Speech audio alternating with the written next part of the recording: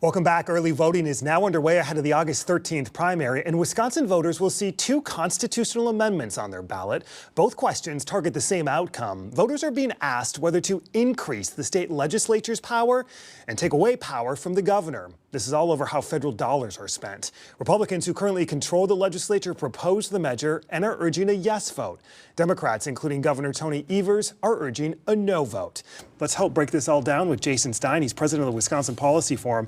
Jason, good to see you. Welcome back to the show. Thank you for having me. Before we get into the details of the words and all of this stuff, we're seeing a ton of TV ads as we sit here. Social media campaigns now launched. Are you surprised at how expensive and political this has turned? Maybe not in the sense that I would expect voters to look at this ballot language and be very confused by it in many cases, because it's not straightforward by any means.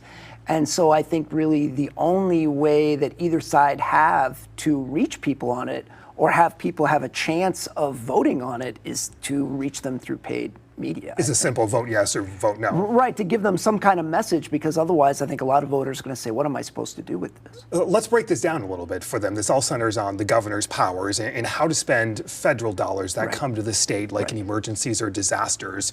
The COVID relief dollars really kind of sparked this and is a good example to talk about the billions of dollars the state of Wisconsin received. The governor allocated how he wanted to. I'm curious, how would a yes vote on these two questions change that? Right. I mean, so there's really kind of two buckets. There's a lot of pandemic money that came in for unemployment. It came in for food share, which is formerly food stamps. And those are existing programs. And really, there wasn't a lot of leeway for the governor or the legislature to do different things with that money. Congress had given some guidelines, and the state was simply going to enact the programs. On the other hand, there was more than $4 billion that came in recovery funds that really the governor had a great deal of latitude. And going forward, if these measures were to pass, that would not be the governor really in the driver's seat on that. It would be more the legislature really that would be allocating those dollars.